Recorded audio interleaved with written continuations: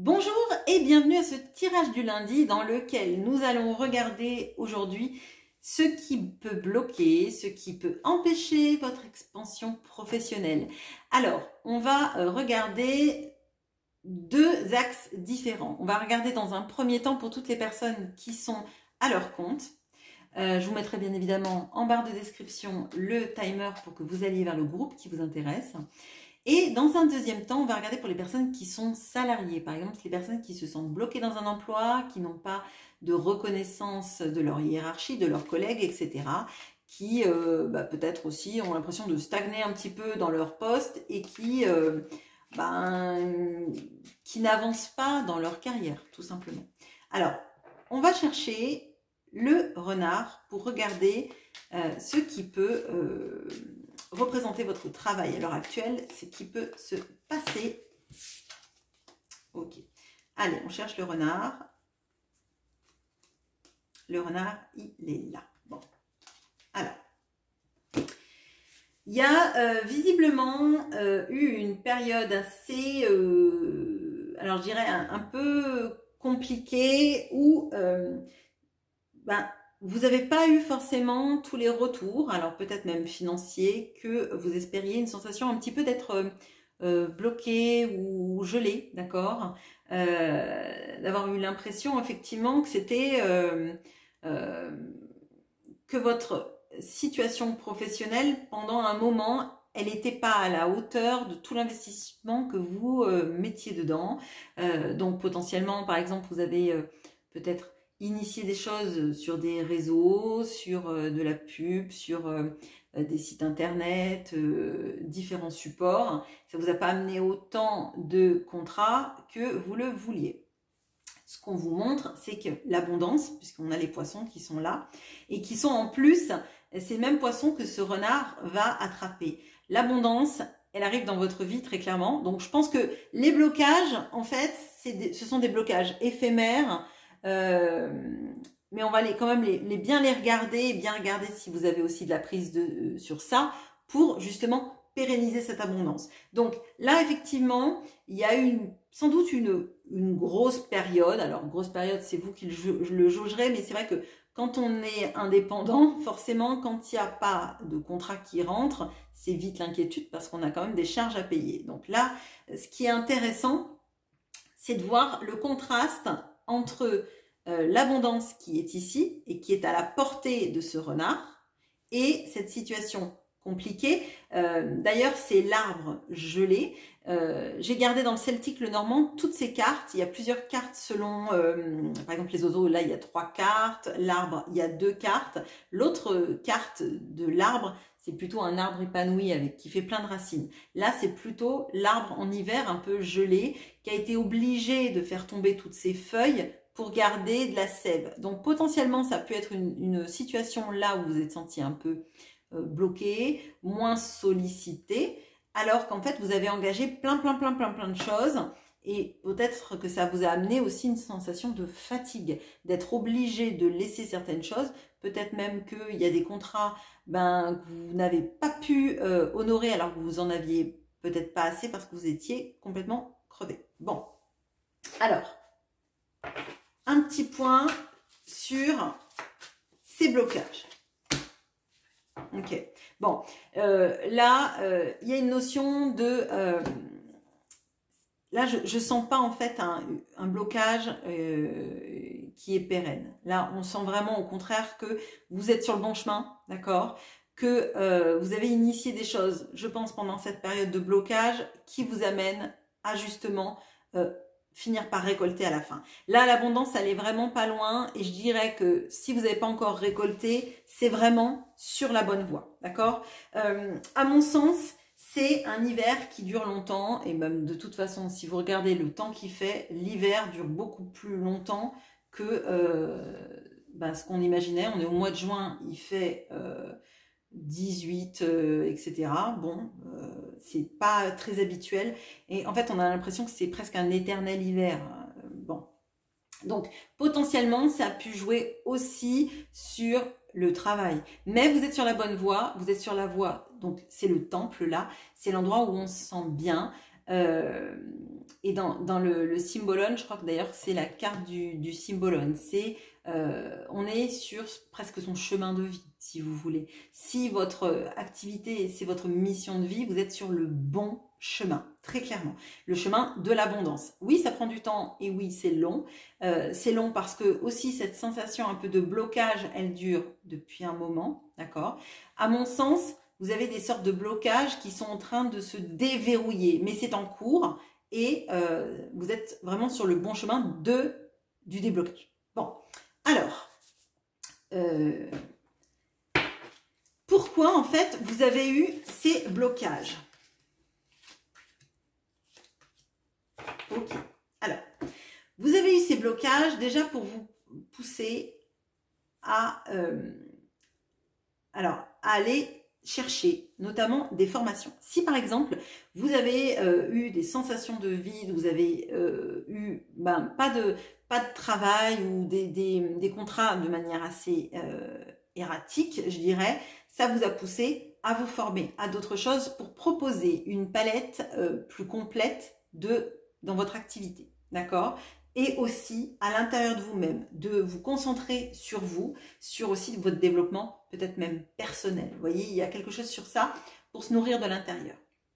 Ça vous a confronté aux peurs, ça vous a confronté, et on a encore ce poisson on a beaucoup cette notion de l'abondance. C'est-à-dire qu'en fait, l'abondance, elle était cachée. Vous aviez l'impression peut-être même, et c'était peut-être même très angoissant, que vous ne connaîtriez plus l'abondance, qu'elle n'était pas pour vous, que vous vous étiez trompé, etc. C'est une sorte de grosse remise en question, mais c'est pour le bien. C'est pour le bien parce que ça vous a permis en fait de vous ouvrir à des choses que vous aviez peut-être négligées. Peut-être que si vous aviez été toujours dans énormément de contrats, etc., vous auriez eu tellement la tête dans le guidon que vous n'auriez pas pu vous concentrer sur vous, sur les formations qui vous éclataient, vous n'auriez peut-être pas trouvé le temps de les faire, par exemple, vous n'auriez pas trouvé la nécessité de les faire, etc. Et moi, ce que je ressens, c'est que pour toutes les personnes qui ont fait des formations ou qui se sont énormément concentrées sur le développement de leur vie intérieure, c'est quelque chose qui va payer. Mais il fallait que vous passiez par là par cette période de vide, on va dire, ou de complications, on va dire, pour être amené à voir qu'effectivement, il y avait plein de poissons, donc plein d'abondance, dans la mare devant vous, ou dans la rivière au devant de vous.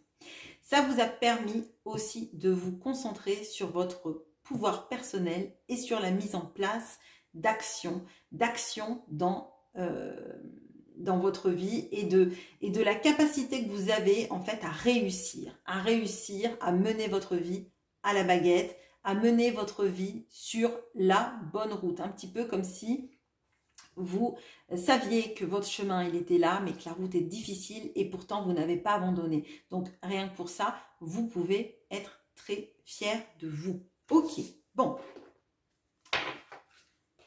Alors, hop, je vais bouger un peu ça pour que vous voyez tout. Alors, quel conseil pour vous pour bien continuer dans ces déblocages, pour qu'ils arrivent plus vite si les poissons sont un peu loin? Ok, bon, alors, il y a une notion, alors la jalousie est tombée à l'envers parce que tout mon jeu est à l'envers. Ok, alors le conseil, c'est de ne pas regarder en fait les personnes autour de vous dont vous avez l'impression qu'elles réussissent mieux que vous dans votre domaine, d'accord?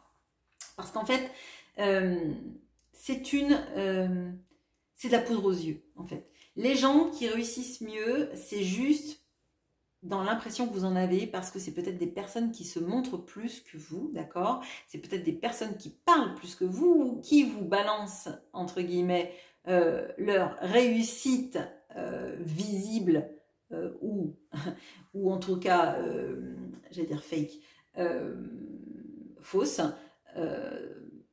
face à vous. Mais ça ne veut pas dire qu'elles réussissent mieux, c'est juste qu'elles savent mieux jeter de la poudre aux yeux, je dirais. Donc là, on vous invite à justement ne pas rentrer dans un processus de comparaison vis-à-vis des autres, très clairement, parce que vous ne savez pas ce qui se passe réellement. Je pense à toutes les personnes, par exemple, sur les réseaux sociaux. Vous avez des personnes qui font les mêmes choses que vous et qui s'affichent beaucoup plus et qui ont plus d'abonnés sur les réseaux sociaux, plus de commentaires, etc., etc. Ça ne veut pas dire que pour autant elles ont plus de clients. Ça veut juste dire qu'elles ont une communauté peut-être plus active, mais qui n'est pas forcément cliente en fait. Donc elles ne vont pas forcément vivre de leurs réseaux sociaux. Vous allez peut-être vivre avec des personnes qui vont faire un bouche à oreille qui va être plus sain. Vous allez peut-être avoir des personnes qui vont vous recommander de meilleure manière auprès de personnes qui sont vraiment intéressées par ce que vous faites. Bon, alors, on continue avec les conseils pour vous. Oh, d'accord. On a le 3 de bâton, ok. Le roi de coupe, 9 de coupe et l'amour. Ok, c'est intéressant. Alors là, on a donc le 3 de bâton qui va nous parler de tout ce qui est de la projection. Donc là, très clairement, peut-être que vous avez effectivement eu cette période très bloquée. Maintenant, l'abondance, vous la voulez, c'est normal. Et on vous invite à vous projeter. Vous projeter dans, moi je dirais, dans les 3 années qui viennent. Dans les 3 années qui viennent, qu'est-ce que vous voulez que votre société montre de vous? Qu'est-ce que vous voulez que l'on pense de votre société et de vous par la même? Où vous voulez que votre société aille? C'est-à-dire quelle est à l'horizon 3 ans la destination de votre société. C'est ça qui va être important parce que ça va être un peu votre continuité de votre chemin, votre fil d'Ariane, votre ligne guide. Et c'est ça qui est intéressant. Ce qui est intéressant, c'est de voir que il va falloir aussi canaliser toutes les résurgences de peur qui peuvent survenir. Le roi de coupe, c'est la personne qui est à l'aise avec ses émotions, mais qui ne déborde jamais. C'est fluctuat nec mergitur. Très clairement, là, on vous dit que l'abondance, elle est dans la mare en face de vous. La mare, on peut le voir, ou dans la rivière, comme vous voulez, on peut le voir comme le reflet aussi de nos émotions. C'est-à-dire que vos émotions sont vraiment corrélées avec l'abondance dans votre vie, la manière que vous avez de gérer, donc de gérer vos contrats, l'absence de vos contrats, la manière aussi dont les gens viennent à vous ou ne viennent pas à vous, la manière dont peut-être certaines personnes ont un avis sur votre société, sur ce que vous incarnez. On vous dit en fait que ça, il ne faut pas que ça ait d'impact négatif sur vous en fait. Il faut que vous soyez quelqu'un à l'équilibre de vos sentiments, de vos... oui, que tout, en fait, tout ce qui pourrait vous faire couler ne doit pas vous faire couler. Il faut que vous restiez dans la maîtrise de qui vous êtes, dans le fait que, effectivement, ce que vous faites, c'est quelque chose qui est dans la lignée de ce que vous aimez, d'accord, très clairement. Alors, pour toutes les personnes qui sont pas sur leur alors je dis mission de vie, mais peut-être que c'est un peu galvaudé, mais en tout cas, si vous ne vous sentez pas dans quelque chose qui vous plaît dans votre travail indépendant, ça va être plus compliqué parce que là, vraiment, je m'adresse aux personnes qui savent qu'elles sont au bon endroit et que même si vous manquez d'argent, de contrats, etc., vous savez que c'est la chose qui est faite pour vous, que c'est peut-être une reconversion professionnelle qui vous tient vraiment à cœur. Il faut vous accrocher parce que vraiment, là, on a cette notion avec le 9 de coupe de se rendre compte qu'on est à la bonne place et que finalement, on est heureux de faire ce qu'on fait. Même s'il y a eu une grosse période de compliqué, il ne faut surtout pas que le doute vous prenne, vous serre le cœur, quoi. Vous êtes vraiment sur ce qui vous nourrit, ce qui vous fait du bien, un peu votre rêve. Si vous regardez bien, il y en a beaucoup parmi vous qui en fait se sentent vraiment alignés avec ce qu'elles font, même si ça ne matche pas en termes de contrat. Mais ce n'est que pour un temps. On a la mort, il y a cette notion vraiment de la renaissance. Mais la renaissance, c'est vous qui l'avez... j'ai perdu le mot. C'est vous qui l'avez induit. Là, très clairement, on vous dit vraiment de rester dans la ligne guide, de vous projeter vraiment sur ce que vous voulez être, parce que c'est en fait la vision de l'avenir de votre société, de ce que vous voulez incarner dans votre société, c'est votre ligne guide.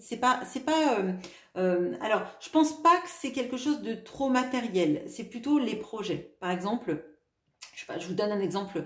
Par exemple, vous vous dites, bah voilà, moi, je fais ça. Je fais mon activité de chez moi, mais mon but, c'est que dans 3 ans, eh bien, j'ouvre un cabinet au centre de ma ville, etc., etc. Vous voyez, ça, ce sont des choses qui sont des grosses lignes guides qui vous permettent aussi de pouvoir organiser votre travail en fonction. Par exemple, dans ce cas-là, par exemple, je suis chez moi et je veux ouvrir un cabinet en plein centre de ma ville, il va falloir que je prospecte, il va falloir que je fasse une étude de marché, il va falloir que je regarde si vraiment je me sens à l'aise à avoir ma plaque en plein centre de la ville avec tous les gens que je connais qui viennent me voir, etc., etc. Vous voyez, on a très clairement ça. Et est-ce que je suis capable de générer assez de revenus pour avoir ce cabinet-là, par exemple? Vous voyez, c'est très clairement ça.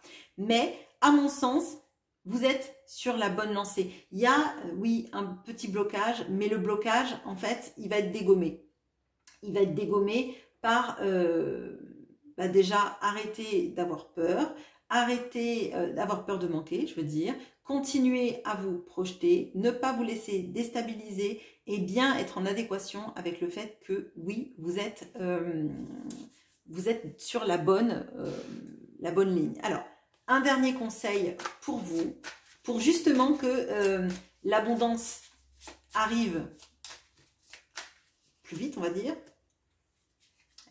Alors, là, on vous dit que pour toutes les personnes qui ont été dans un repos forcé, reposez-vous bien parce qu'après, ça risque d'aller très fort, très vite et c'est là que vous risquez de manquer d'énergie. Donc, effectivement, le repos, la période un peu de stase, elle est nécessaire pour recharger les batteries et justement pour se projeter, se dire, voilà, quand ça va démarrer, ça ira, là, je sais exactement où je veux que ça aille. Et pour moi, les périodes de pause sont des périodes utiles pour redémarrer, pour aller à fond dans notre chemin de vie. Je peux pas faire de pause parce que la caméra est trop haute et que sinon, voilà. Donc, je vais ranger les cartes devant vous et je m'en excuse. Il va falloir que je trouve une autre solution pour faire des pauses ou des montages, etc. Voilà. Bon, je vous parle pendant que je range mes cartes, hein, du coup.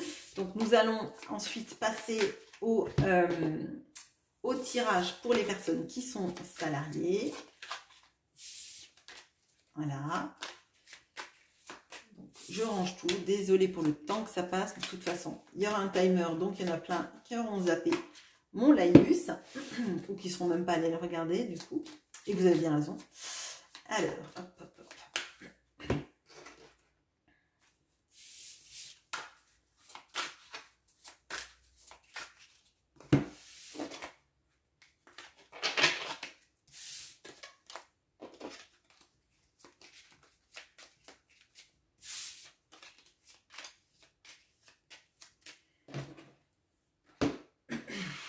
Allez, bonjour à vous qui êtes donc salarié. Qu'est-ce qui représente votre vie professionnelle actuellement? Donc, on cherche l'ours.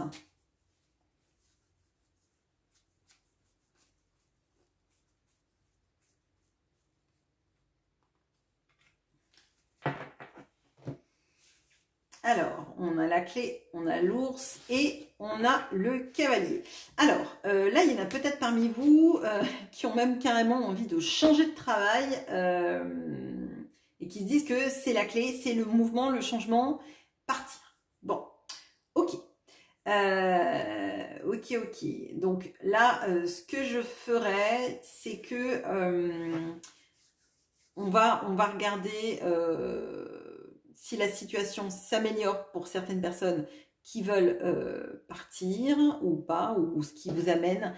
Et et pour les personnes qui n'ont pas l'intention de partir parce que c'est déstabilisant ou parce que, je sais pas, par exemple, vous êtes fonctionnaire, vous n'avez pas envie de quitter le fonctionnariat, etc. On va regarder ça. Bon, alors,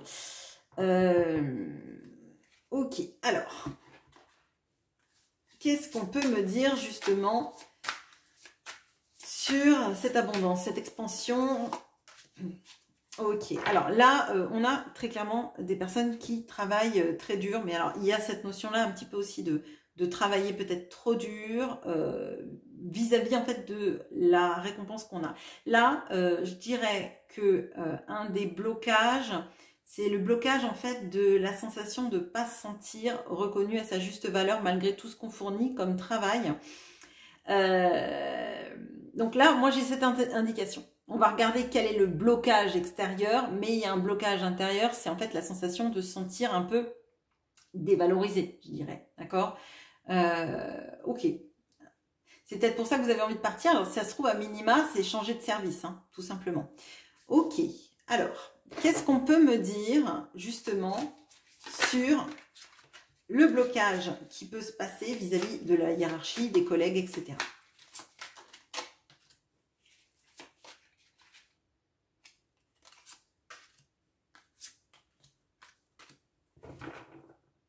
Ok, bon. Alors j'ai cette sensation un petit peu de se sentir isolé, d'accord?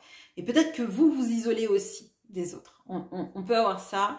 Alors, pour certaines personnes, il y a une sorte de forme de nostalgie de comment était peut-être le service ou vos emplois précédents.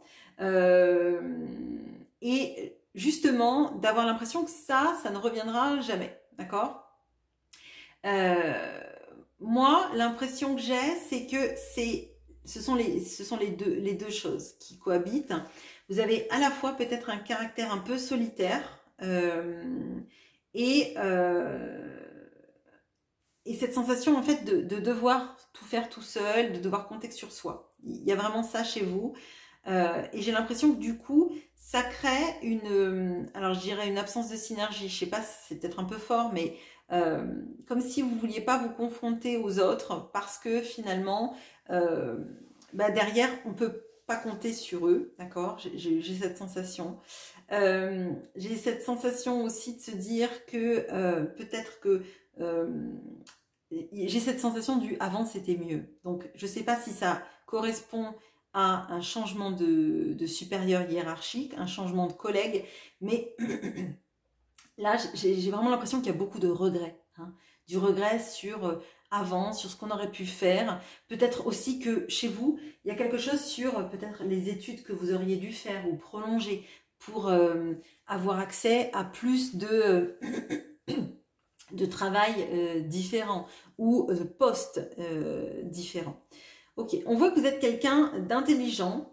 Il y a pour moi cette sorte de protection parfois du mental, mais qui peut vous saborder à certains moments parce que il y a cette notion-là un petit peu de vous faites bien les choses, vous les faites de manière carrée, vous les faites en votre âme et conscience et avec une certaine hauteur de point de vue qui n'est pas forcément corrélée avec ce que font vos collègues. Peut-être qu'il y a des prises d'initiative qui ne sont pas forcément bien vues. Parce que justement, il y a cette notion-là de vraiment se sentir un peu isolé et seul dans le travail et de pas être... alors oui, de pas être reconnu, ça c'est sûr. Et même, je dirais, même peut-être que les collègues, en fait, c'est pas qu'ils vous tournent le dos, mais on sent qu'il n'y a pas une super synergie, en fait. Il n'y a pas... ça, ils vous poussent pas en avant en fait pour dire bah oui mais toi tu fais du super travail, on va en parler au chef ou grâce à toi on a fait ci, on a fait ça et j'ai l'impression qu'en fait c'est une sorte de cercle un peu vicieux du coup. Vous vous sentez pas reconnu, alors ça vous isole et vous vous isolez, donc après les gens disent que bah, vous faites un peu le travail dans votre coin, vous voyez, même si le travail, il est bien fait parce qu'on sent qu'il y a ça quand même. On sent que les gens voient bien que vous le faites bien, mais ils sont pas tournés à vous faire ce feedback positif. Moi, c'est ce que je ressens en fait. Donc là, je dirais que c'est une sorte de cercle vicieux, vous vous isolez parce que vous vous sentez pas considéré et du coup, comme vous vous isolez, vous avez moins d'interaction avec les autres et vous voyez, c'est vraiment comme ça. Il y en a peut-être aussi parmi vous qui sont un peu dans une situation où vous aimeriez peut-être même rester un peu dans votre cocon chez vous pour vous sentir un petit peu alors protégé. Même si vous êtes seul chez vous, il y a un petit peu cette notion-là, comme si vous vous sentiez un petit peu un petit peu seul au milieu des gens, en fait, vous voyez, mais plutôt des collègues, la hiérarchie, etc. Parfois, vous vous dites que tout ce que vous faites, c'est vraiment pas à sa juste valeur. Moi, je le ressens ça un petit peu, cette sensation un petit peu d'injustice qu'on peut avoir dans ce tirage-là. Ok, alors, comment est-ce qu'on peut, du coup, débloquer tout ça, permettre que ça aille mieux? Alors, ok, il y a une notion de s'imposer et peut-être effectivement de partir. Donc, de partir d'un endroit où on ne se sent pas bien. Alors, ça peut être pour un poste différent, ça peut être pour partir complètement. Je vais regarder dans les deux situations, du coup, c'est ce que je vous avais dit. Donc, pour les personnes qui veulent changer d'entreprise, qu'est-ce qu'on vous conseille? Oui, alors, bon, pour les personnes qui veulent changer d'entreprise, il y a une notion de la rémunération. On voit, il y a le trèfle là, je pense que les personnes qui vont changer d'entreprise, vous allez être payé à votre juste niveau. Il y a une notion de rentrée d'argent. Je vais aller un peu plus loin. Donc, qu'est-ce qu'on vous conseille pour changer?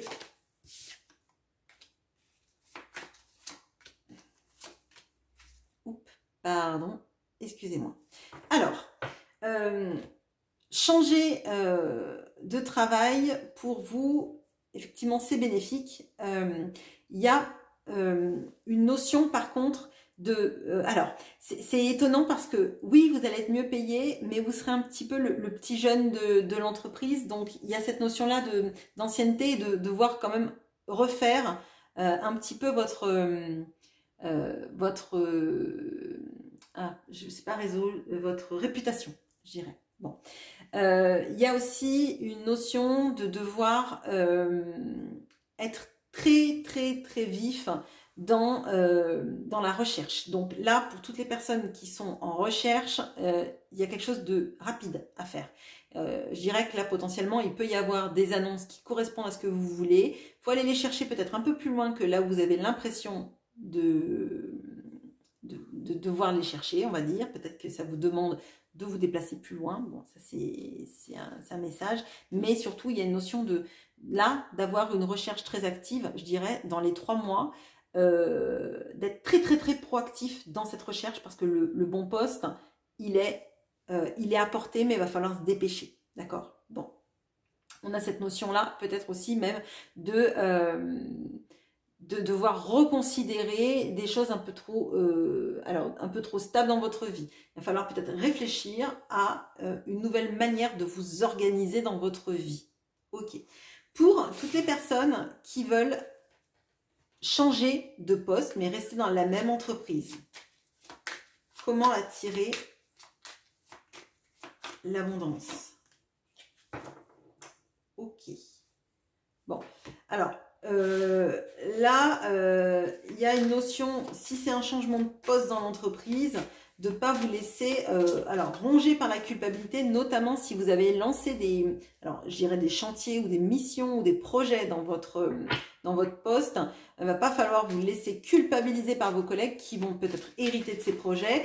Si par exemple vous avez lancé, vous étiez sur ces projets-là, que vous avez travaillé comme un forcené et que personne ne vous a aidé, potentiellement vous avez aussi le droit de changer de poste en laissant des chantiers en plan pour eux qui devaient de toute façon normalement travailler avec vous, hein, donc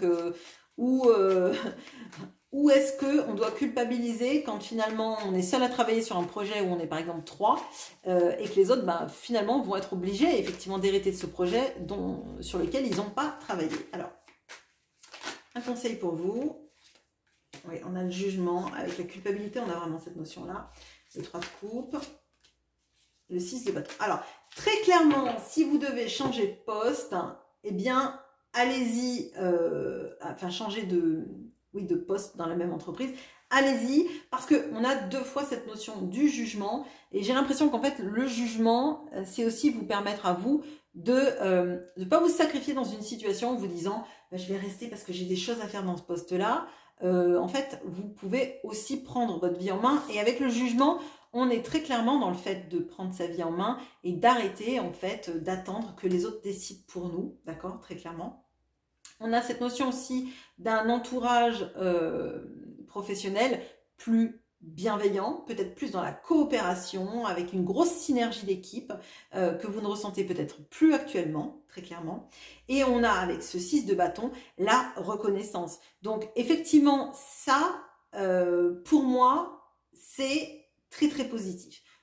Je pense que tout ce qui est gagner plus d'argent, c'est ailleurs, d'accord, dans une autre entreprise, mais la reconnaissance vraiment de vos pairs, entre guillemets, c'est en changeant de poste, parce que nouvelle équipe et des personnes qui visiblement ont envie de travailler avec vous, en synergie avec vous, et là vous allez pouvoir vraiment montrer tout ce dont vous êtes capable. Voilà pour ce tirage. Écoutez, j'espère que ça vous aura plu et je vous souhaite une très bonne journée. À bientôt.